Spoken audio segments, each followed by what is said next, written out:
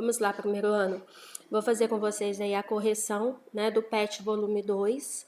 Nesse PET, nós, nas 4 semanas, fizemos interpretações de texto, vimos determinadas palavras, o significado ou qual a intenção delas terem sido usadas no texto. Vimos também, né, uma revisãozinha de variedades linguísticas. Além disso, na última semana, nós trabalhamos um pouquinho mais sobre ambiguidade. O que é isso, hein? O que é o conceito de ambiguidade? É o duplo sentido, né? Quando a gente fala uma coisa dizendo outra, ou por querer, ou mesmo sem querer, tá? Então, vamos lá. Na semana 1, nós tínhamos o texto consultor. Vocês deveriam ter dado uma lida nesse texto para poder responder, né? Já disse a vocês vezes, com muito exagero, que é impossível fazer interpretação de texto sem fazer leitura. Então, qual é a finalidade desse texto? Ele tem como finalidade, né, como fim, o humorístico. Qual é a ideia principal, a relação sugerida no texto entre conhecimento teórico e conhecimento prático? Ele vem falar para a gente que o conhecimento teórico em si, né, ele não adianta ter muito conhecimento teórico se a gente não pode aplicar esse conhecimento no dia a dia. Então, é essa a relação que tem aí entre os dois, a dicotomia, né, que eles vivem. Número 4. Número 1 era fazer a leitura. Número 4. Em todas as alternativas, os termos retomam o referente o jovem motorista. Em qual delas não temos essa referência? Na letra C, onde a gente tem a palavrinha o senhor. Esse termo não se refere ao jovem motorista. O número 5 pergunta para a gente se o texto, qual o predomínio no texto, né? Sequência, se são do tipo injuntivo. O que é um texto injuntivo? É aquele que te ensina a fazer alguma coisa, que te dá uma instrução. Por exemplo, uma bula de remédio. Isso é um texto injuntivo, está te ensinando como tomar esse remédio. O que é um texto expositivo? Ele traz uma informação sobre determinada coisa, mas não apresenta opinião de quem escreveu. Texto narrativo narra uma história, é o que nós temos aí, né? Narra um fato, uma história. No texto argumentativo, eu apresento uma ideia e a defendo.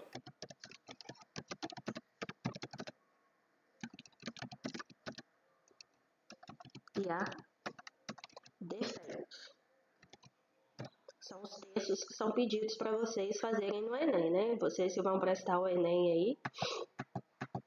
Depois, no trecho, se eu adivinhar quantas ovelhas você tem, você me dá uma? Essa forma, se eu adivinhar, isso introduz uma ordem, um conselho, uma certeza. É uma ordem, gente. Faça isso, não faça aquilo. Um conselho, uma proposta. Vamos fazer uma coisa. Se eu conseguir, você faz isso. É uma barganha, uma proposta. O jovem motorista desceu do carrão elegante, dos pés até a cabeça, chegou ao lado do pastor. As vírgulas foram colocadas para indicar o quê? Uma inserção. Esse aqui, ó, elegantes do pé à cabeça, essa informação foi inserida no texto para explicar como estava o jovem motorista. Então, como ela não faz parte do texto em si, da frase em si, ela vem destacada entre vírgulas. Por isso que foi usada, ok? Então, vamos lá. Terminamos aí a correção da primeira semana. Passemos agora a segunda semana, é a nossa correçãozinha aí. Na segunda semana, a gente abordou também um pouquinho de variação linguística. Né? Nós temos aí um texto, que é do Bakhtin. E aí, né, o fenômeno social, de interação verbal e tudo, vocês deveriam ter lido esse texto. Qual é o motivo do autor usar a variedade linguística que ele usou nesse texto? Por que ele usou isso? Ora, Bakhtin é um autor, né, que estuda, e ele é acadêmico, ele estuda o desenvolvimento da linguagem. E quando ele faz preferência pelo uso da norma culta, padrão e formal, ele faz porque ele é um acadêmico, um estudioso da língua, e ele está falando para pessoas que são iguais a ele, que são acadêmicas, especialistas em linguagem. Daí a preferência de um uso mais formal da língua. Depois a gente tem aí, segundo o texto, né? A praia de frente da casa da avó. E aí, esse texto, a gente vê um vocabulário totalmente diferente do que aparece no primeiro texto. E vem a questão pra gente, no trecho. Eu ia conseguir ficar em pé na minha triquila trigada, sair de bike side, subir no lip, trabalhar a espuma. Iha! Essas expressões destacadas são gírias próprias de que grupo social, gente? Tá na cara, surfista. Não tá na cara não que a gente não tem praia na nossa região. Não ia ficar tão fácil assim pra gente entender não. Mas são gírias típicas dos surfistas. Tá? Depois, número 3. Era para vocês lerem o texto, né? E fazer o que se pedem aí a respeito desse texto. Na letra apresentada, o compositor Lobão explora vários recursos da língua portuguesa, a fim de conseguir efeitos estéticos ou de sentido. Nessa letra, o autor explora o extrato sonoro do idioma e o uso de termos coloquiais na seguinte passagem. Onde é que a gente vai ter isso? Vai ter aqui, ó. Lobo, bolo. Tipo para rimar com ouro de tolo. Qual que é o jogo que ele faz aqui? Ó? Ele inverte as sílabas. Lobo, bolo, ok? Então, essa alternativinha aí. Mais adiante, no número 4, a gente tem 2 textos que tratam dos aspectos ligados à variedade da língua portuguesa no Brasil e no mundo. Você tem o texto 1 e o texto 2, a leitura dos dois, mas principalmente a compreensão desse segundo texto para a gente poder interpretar o que eles estão pedindo aí, porque ele está pedindo em relação ao texto 2. Né? Os acadêmicos abordam o contato da língua portuguesa com outras línguas e o processo de variação e de mudança decorridos desse contato. Da comparação entre os textos, conclui-se que a posição de João de Barros, do texto 2, em relação aos usos da linguagem revela.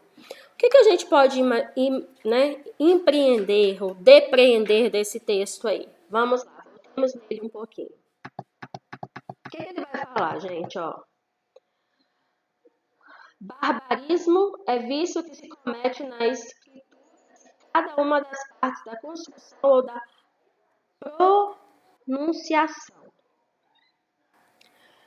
E em nenhuma parte da terra se comete mais essa figura da pronunciação que nestes reinos, por causa das muitas nações que trouxemos ao jugo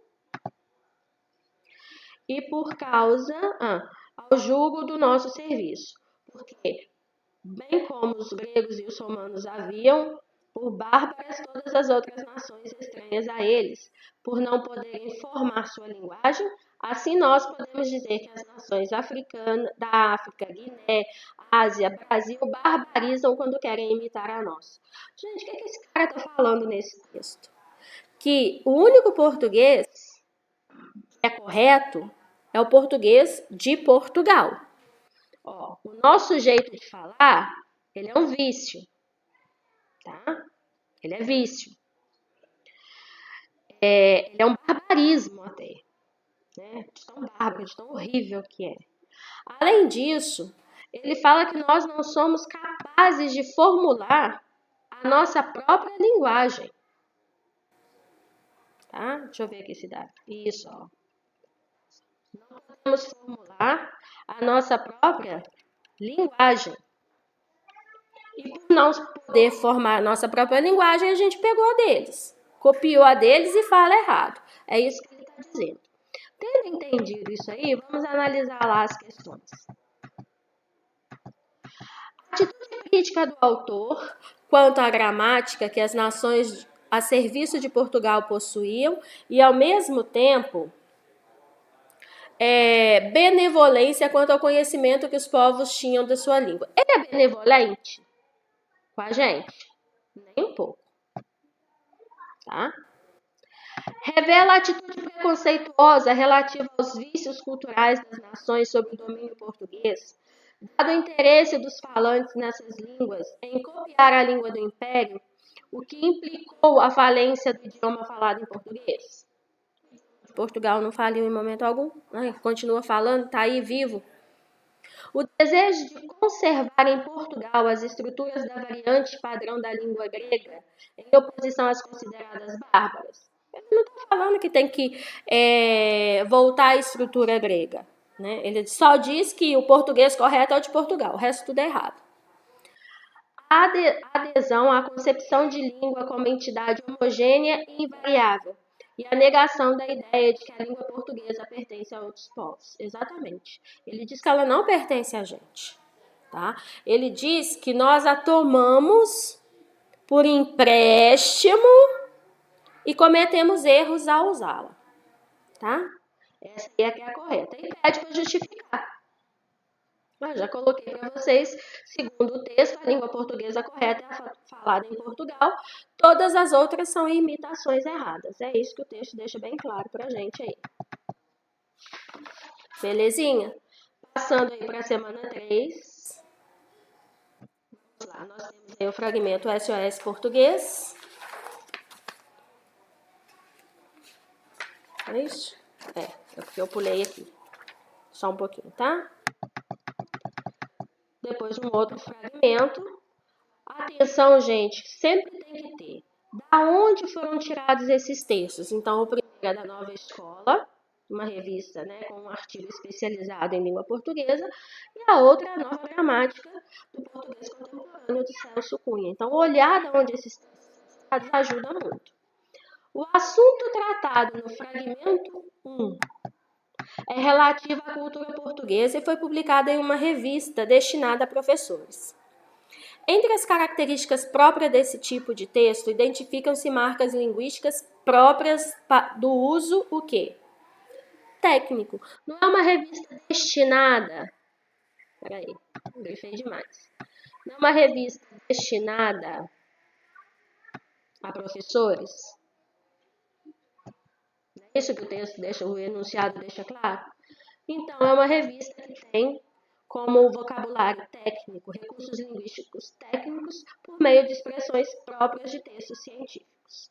Tá? É oralidade? Não. Regionalidade? Texto literário, gente. São textos, pode ser poema, pode ser uma grande narrativa, né? Coloquialismo? Não, a gente não tem nada disso. A partir do segundo fragmento, podemos inferir que a língua é um conjunto de variedades linguísticas, dentre as quais uma alcança maior valor social e passa a ser considerada exemplar. Então, é isso mesmo. Existem várias variedades linguísticas na língua portuguesa.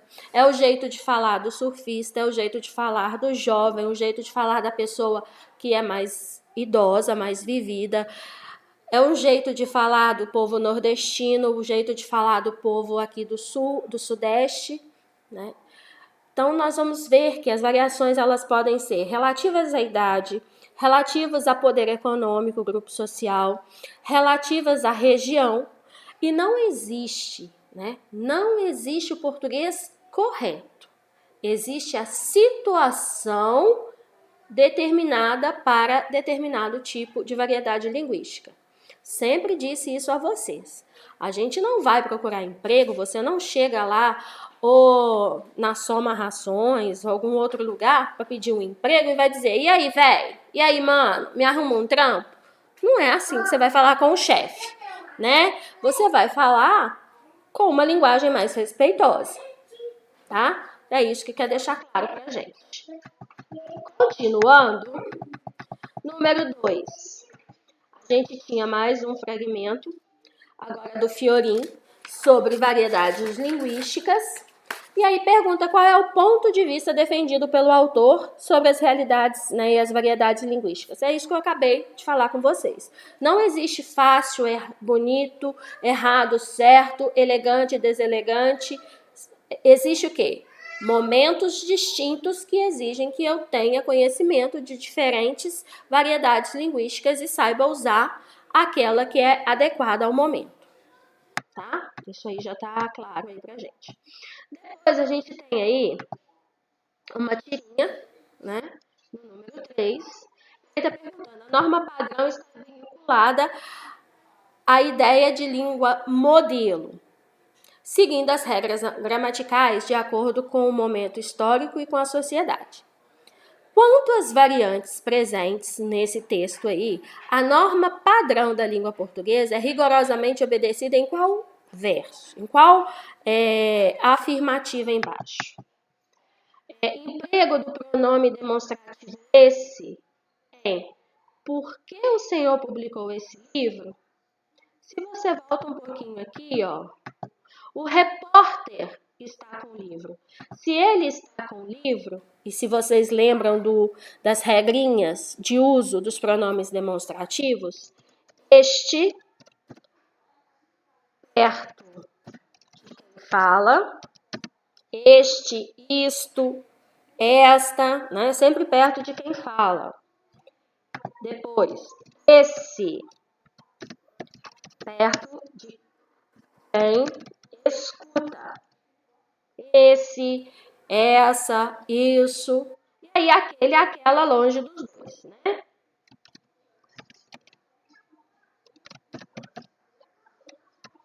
Longe dos dois. Obedecendo essa regrinha, o jornalista deveria ter usado este, que está perto dele. Ok? Então não pode ser. No emprego do pronome pessoal oblíquo, meu filho, o escritor publica um livro para parar de escrevê-lo. Esse lo se refere, né? Deixa eu colorir aqui para vocês. Esse lo se refere a livro, tá? Então, ele foi colocado aqui para evitar a repetição da palavrinha livro.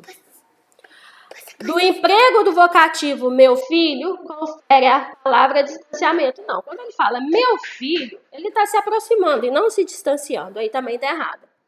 E da repetiçãozinha do E, ó, se vocês veem aqui, eu não aguentava mais escrever e reescrever e revisar. Isso aí não tem nada a ver com a norma padrão. Então é a letra B mesmo. Passamos a 4ª semana. Ok? Vamos lá, deixa eu dar uma... Se vocês ouviram oh mãe, oh mãe, oh mãe, meu menino me chamando, né? Então vamos lá, 4ª semana.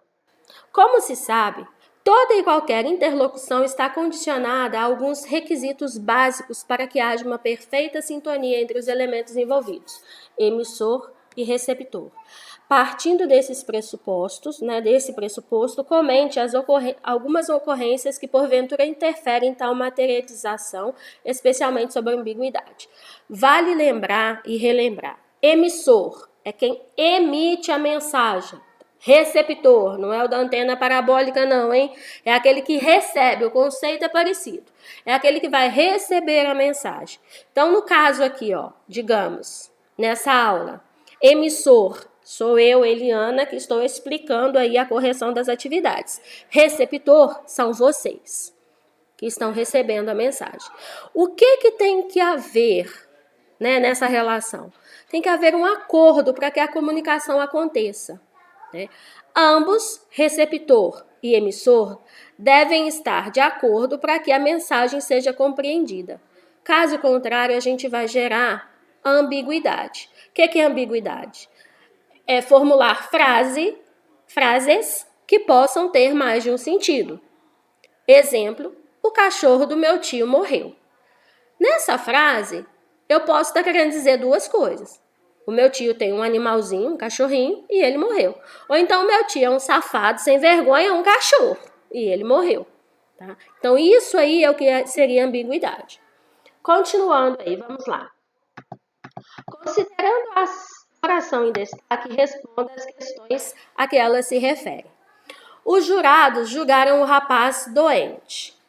Quando analisada, o que se percebe é que a construção sintática apresenta algumas inadequações, fato que possibilita o termo doente adquirir interpretações distintas com base nessa premissa. Analise.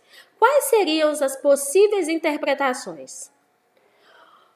O rapaz, né, que foi julgado pelos jurados aí, ele era doente. Em que sentido esse doente? Ele estava gripado, né, ou com câncer, ou que seja lá que for, qualquer tipo de doença. Ou ele é incapaz, insanidade, doença mental. Aquele tipo de doença que a pessoa é maluca tantã, mas ela é capaz de matar alguém, ela só não pode ser responsabilizada por isso. Então pode ser, o rapaz era doente, incapaz, ou ele estava doente naquele momento do julgamento dele. Pegou um resfriado muito grande, pegou Covid, seja lá o que for. Ok? Letra B. As inadequações, por vezes constatadas, levam-nos a crer que o discurso carece de uma reformulação. Sendo assim, retrate as formas pelas quais essa mudança se manifesta, tendo em vista a importância de uma mensagem clara e objetiva. Então, como eu poderia desfazer a ambiguidade da frase acima? Os jurados consideraram que o rapaz era doente, ele era incapaz, então ele cometeu determinado crime, mas ele não tinha consciência daquilo que ele estava fazendo, ele surtou. Ou os jurados julgaram o rapaz que sofria de uma doença, pode ser um câncer, né, que não mata logo, uma gripe qualquer, entenderam? É esse o sentido. Depois pede para a gente passar essas frases com as mudanças para a voz passiva. Gente, lembrando aí, hein? Voz ativa. O sujeito realiza a ação do verbo. Tá? Eu comi uma maçã. Quem comeu a maçã? Eu. Eu realizei a ação de comer. Ok? Voz passiva. O sujeito, ele é paciente, ele sofre a ação do verbo. A mesma frase. A maçã foi comida por mim. Eu realizei a ação, mas eu não sou mais o sujeito da oração. Tá? Então, isso é voz passiva. Relembrando isso aí, é lá do 8º ano, hein, gente? Vamos lá. O rapaz foi considerado doente pelos jurados. E a outra frase, o rapaz que sofria de uma doença foi julgado pelos jurados. Ok? Continuando aí nas ambiguidades, a gente tem o texto O Perigo, né, que saiu feito pela Juliana Vieira. E aí, diz lá, ó, o que pretendia afirmar o presidente da associação? Na hora que o presidente da associação fala, o perigo são as crianças que brincam no local de Sérgio Marcati, presidente da associação do bairro.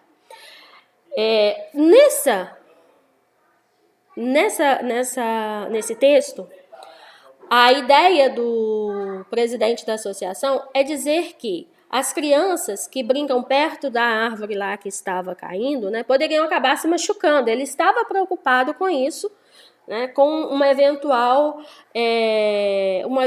acidente ali caso a árvore caísse.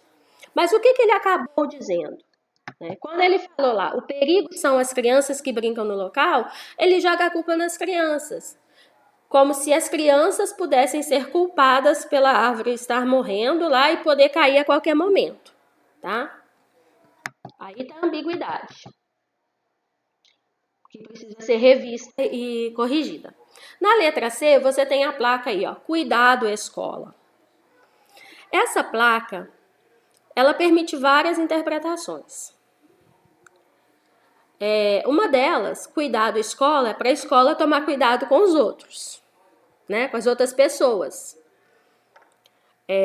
Com os pais que possam estar revoltados, com os alunos que não querem mais ficar em casa e querem vir para a escola, estudar, né? Que vocês estão com saudades. Ela poderia ser divertida por mostrar, né? Por deixar parecer que nós, professores e alunos, somos perigosos. Cuidado, escola, quer dizer, tenham atenção, né? Ou então, se tivesse sido pontuadamente, corretamente escrita, para que algum motorista, né, igual a gente tem faixa de pedestre, a gente tem a placa que indica escola, que é um lugar que você tem que passar com uma velocidade bem abaixo do limite para evitar qualquer acidente, tá? Então, aí as interpretações. Depois, leia as frases abaixo e verifique se há ambiguidade em cada uma delas. Se for necessário, faça as alterações convenientes para adequá-las à norma padrão. Então, a gente tem, a menina pegou o ônibus correndo. Ninguém consegue pegar um ônibus correndo, né, gente? Em nenhum dos sentidos. O que quis dizer aí? Que a menina, pegou o ônibus e estava apressada. Pegou o ônibus e estava apressada. Ela estava apressada no momento que ela entrou no ônibus. Visitamos o Centro Folclórico e o teatro cuja qualidade artística é tamanha. Aí, o autor quis dizer que tanto o teatro quanto o centro folclórico possuem qualidade artística. Então, uma forma de reescrever essa frase seria: visitamos 2 lugares com tamanha qualidade artística, o centro folclórico e o teatro. E assim a gente desfaz a ambiguidade que tem nela. Na terceira frase, a mãe viu o filho chegando em casa bem tarde. A pergunta é: quem chegou bem tarde em casa? A mãe ou o filho? Então, por isso nós temos ambiguidade, tá? Nós podemos interpretar de 2 jeitos. Como eu vou tirar essa ambiguidade da frase? Eu preciso explicar melhor.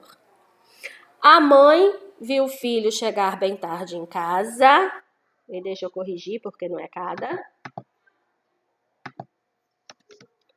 Ou a mãe chegou tarde em casa e foi ver o filho.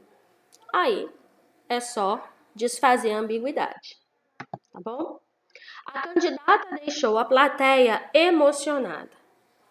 Quem ficou emocionada? A plateia ou a candidata que saiu?